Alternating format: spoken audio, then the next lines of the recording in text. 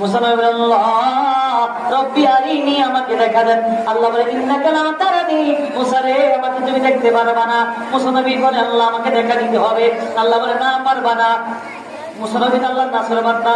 আল্লাহ বলে, মুসা রে যদি তুমি আমাকে দেখতে চাও ওই তুর পাহাড়ে চলে যাও। সুবহানাল্লাহ। আমি আল্লাহ তোমাকে দেখা দিব রে।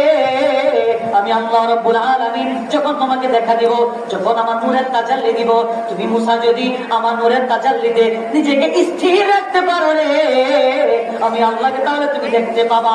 আর আমি আল্লাহ নূরের তাজাল্লিতে তুমি মুসা যদি তুমি মুসা যদি বেহুশ হয়ে যাও, তাহলে আমি আল্লাহকে তুমি দেখবা না। মুসা বলে, আল্লাহ আমি দেখবো, তারপর ভাইয়েরা আমার, বন্ধুরা আমার, মুসা নবী তুর পাহাড়ে চলে গেলেন। কোথায়? তুর পাহাড়ে চলে গেলেন। আল্লাহ রাব্বুল আলামিন যখন ওনার নূরের তাজাল্লি দিল রে, মুসা নবী বেহুশ হয়ে তুর পাহাড়ে পড়ে গেল। আর তামাম তুর পাহাড়টা আল্লাহ নূরের তাজাল্লিতে আঙ্গা হয়ে গেল। সুবহানাল্লাহ।